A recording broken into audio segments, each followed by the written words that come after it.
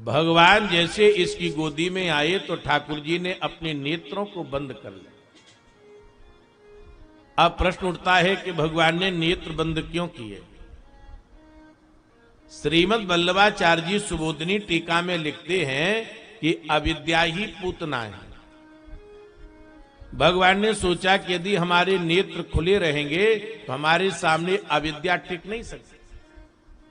क्या भगवान के सामने अविद्या टिकेगी? बल्ब जलाने के बाद में अंधेरा नहीं रह सकता। सूर्य उदय के बाद रात्रि सुतह अपने आप चली जाती है। भगवान की दृष्टि पड़ते ही अविद्या कैसे टिक सकती है? तो भगवान ने सोचा कि भाई ये आ रही है, हमको अपने नेत्र बंद कर लेना चाहिए। भगवान ने अपने नेत्र बंद कर लिए। दूसरा भाव यह है कि यह बाल घातनी है, पूता नप नयति, ये बच्चों को मारने वाली है। भगवान ने सोचा कि भाई बच्चों को मारने वाली का हम दर्शन नहीं करेंगे। अब आप देखिए, जब बच्चों को मारने वाली का दर्शन भगवान नहीं करते, अब हम कन्याओं को भ्रूण हत्या के द्वारा नष्ट कर रहे हैं।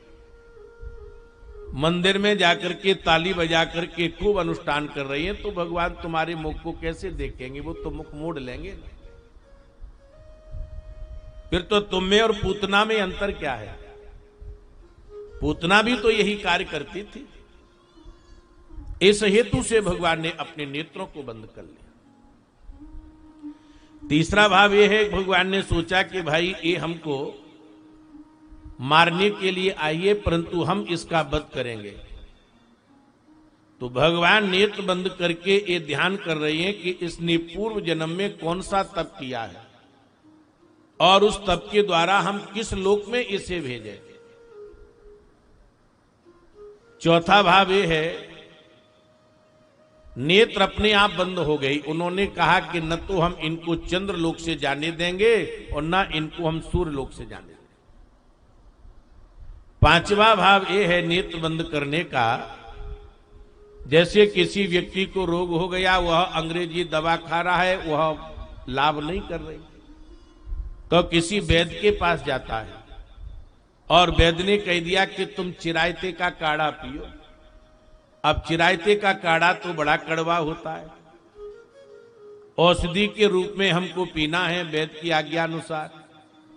तो जैसे हाथ में वो कटोरी हम लेते हैं चिरायते काढ़े की, अब पी जाती नहीं है, तो क्या करते हैं, नेत्र बंद किए और नेत्र बंद करके जबरदस्ती पी जाते।